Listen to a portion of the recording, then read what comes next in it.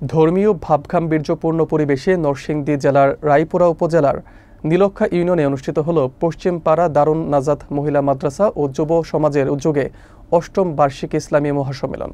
শনিবার 1 নভেম্বর মাদ্রাসা মাঠে আয়োজিত এই সম্মেলনে প্রধান বক্তা হিসেবে আন্তর্জাতিক খ্যাতিসম্পন্ন মুসাফিরে কুরআন মুফতি আনিসুর রহমান আশরাফি গুরুত্বপূর্ণ বয়ান রাখেন।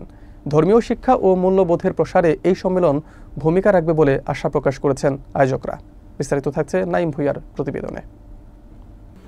নরসিংদী জেলার রায়পুরা উপজেলার নীলক্ষা ইউনিয়নের বীরগাঁও পশ্চিমপাড়া দারুন নাজাত মহিলা মাদ্রাসা ও যুব সমাজের উদ্যোগে গত শনিবার মাদ্রাসার মাঠে অষ্টম বার্ষিকী ইসলামী মহাসম্মেলনের আয়োজন করা হয়। বাদাসর থেকে গভীর রাত পর্যন্ত এই সম্মেলন চলে।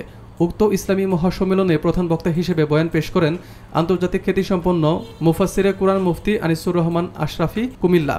বিশেষ বক্তা হিসেবে উপস্থিত ছিলেন মুফতি আবু তাহের আবদুল্লাহপুরী। এছাড়া এই ধর্মীয় আয়োজনে প্রধান অতিথি হিসেবে উপস্থিত ছিলেন আলহাজ ওয়াহিদুল্লাহ সরকার এবং বিশেষ অতিথি হিসেবে উপস্থিত ছিলেন আলহাজ আহমদ সরকার। সম্মেলনে সভাপতি হিসেবে ছিলেন জনাব আনোয়ার হোসেন, সহসভাপতি হিসেবে জনাব আব্দুল জলিল, পৃষ্ঠপোষক হিসেবে মাওলানা আব্দুর রৌফ এবং উদ্বোধক হিসেবে মাওলানা সিবগাতুল্লাহ বিন আব্দুল হালিম উপস্থিত ছিলেন। উক্ত মাদ্রাসার প্রতিষ্ঠাতা ও প্রিন্সিপাল মাওলানা আরিফুল ইসলাম আলমের সৌজন্যে এবং প্রবাসীবৃন্দ, আতশালী বাজারের সকল ব্যবসায়ী ও নীলক্ষা ইউনিয়নের সকল জনগণের সার্বিক তত্ত্বাবধানে এই সফল সম্মেলন আয়োজিত হয়।